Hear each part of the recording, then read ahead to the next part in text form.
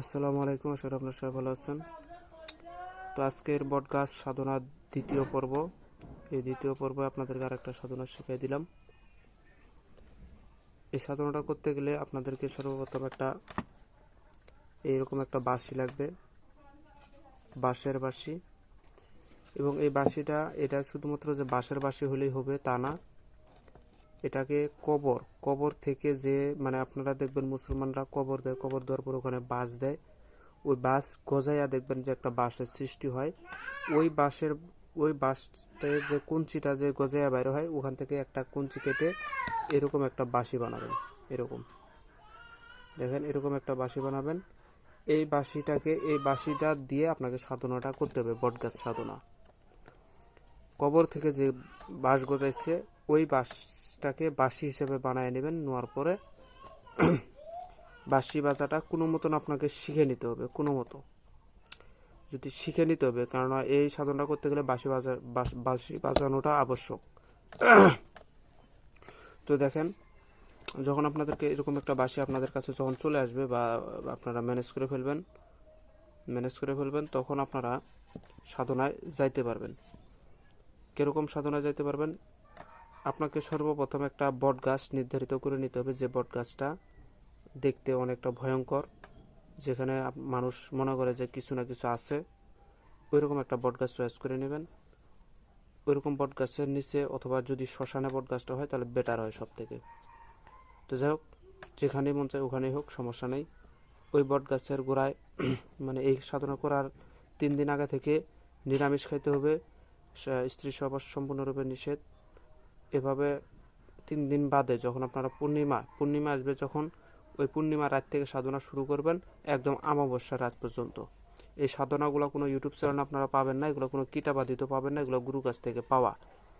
তো এই সাধনা সহজ সরল সাধনা, এগুলা সহজ সরল, যাতে আপনাদের কোনো ক্ষতি না হয়। তো যাই হোক, এই সাধনা করলে অনেক কিছু ফায়দা আছে।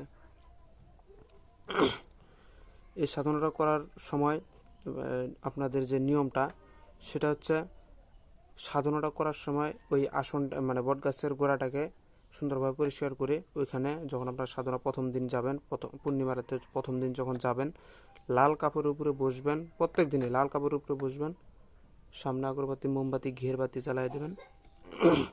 দুধ কলা রাখলে সব থেকে বেটার, রাখতে পারেন, না রাখলেও চলবে, কিন্তু রাখাটা ভালো। তো যাই হোক, এইসব জিনিস সামনে রাখার পরে আপনারা কি করবেন,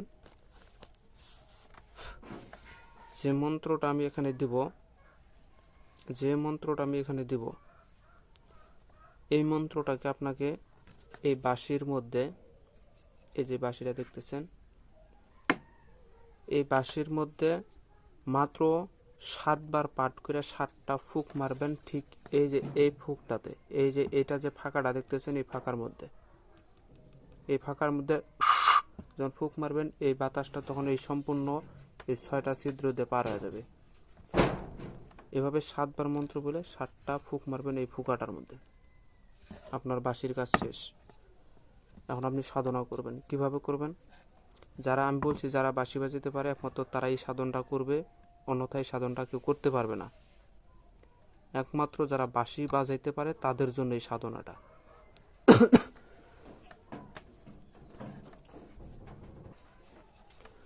এই সাধনাটা আপনারা করতে পারবেন। যখন আপনার 7 বার মন্ত্র বলে এই ফুটার মধ্যে ফুঁক দিয়ে দিচ্ছেন, তখন আপনার কাজ শেষ। তখন ওই গাছের গোড়ায় বসে শুধুমাত্র বাঁশি বাজান। এভাবে 1 ঘন্টার মতন ওই জায়গায় বাঁশি বাজাবেন।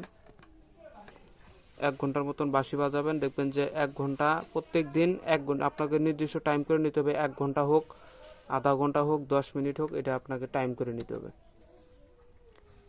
যে টাইমটা করে নেবেন, যদি নিয়ত করেন যে আমি 10 মিনিট বাজাবো, তাহলে 10 মিনিট, এর উপরে কিন্তু বাজাতে পারবেন না, এর নিচেও বাজাতে পারবেন না। টাইম ধরে 10 মিনিট। আপনারা যদি আধা ঘন্টার টাইম দেন, তাহলে আধা ঘন্টায় বাজাইতে হবে, আধা ঘন্টার উপরে না। এটার নিয়ম হচ্ছে 15 মিনিটের উপরে বাজাইতে হবে। 15 মিনিটের উপরে, হয় 15 মিনিট, না হয় আর উপরে আপনাকে টাইম করে নিতে হবে যে 20 মিনিট বাজাবো। তখন আপনারা ওই গাছের গোড়ায় যে প্রত্যেক দিন একইভাবে এই বাঁশিটা বাজাবেন।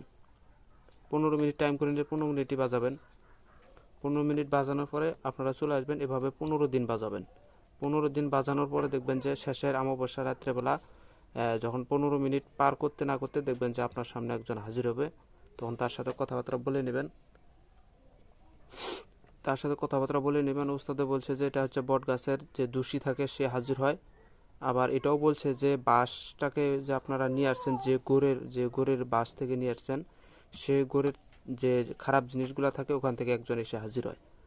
এই দুই জায়গার থেকে একজন হলে আপনার সামনে আসে হাজির হবে, তখন তার সাথে কথাবার্তা বলে নেবেন। ভয়ের কোনো কারণ নয়, শরীর বন থাকবে, গণ্ডি থাকবে, গণ্ডির বাইরে যাইতে পারবেন না।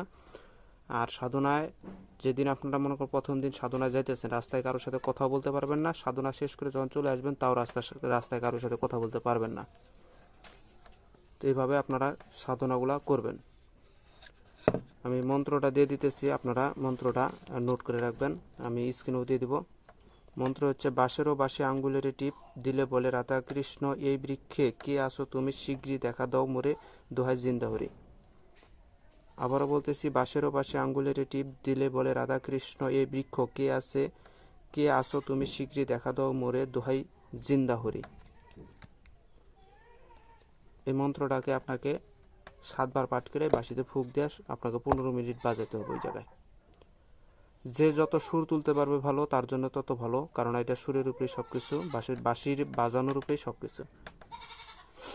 আমি 2 ধরনের দিলাম, এক ধাপ দিলাম বাঁশি দিয়ে কাউকে, মানে বাঁশি দিয়ে কোনো কিছুকে হাজির করা বৃক্ষের মাধ্যমে, আর প্রথম ধাপটা দিলাম যারা বাঁশি বাজাতে পারে না তাদের জন্য।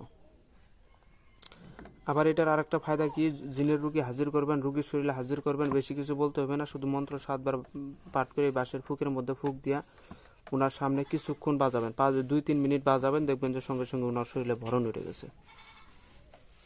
আবার এই বাঁশি দিয়ে মনে করেন যে আপনারা পাতা টেনে নিয়ে আসতে পারবেন। শুধু নিয়ত করবেন, মন্ত্র বলে এখানে ফুক মারবেন, আপনার সাধনা তো করাই আছে আগে থেকে, শুধু ওখানে কোনায় বসে থেকে শুধু বাঁশি বাজাবেন, দেখবেন যে পাতা অটোমেটিক আপনার দিকে চলে আসতেছে।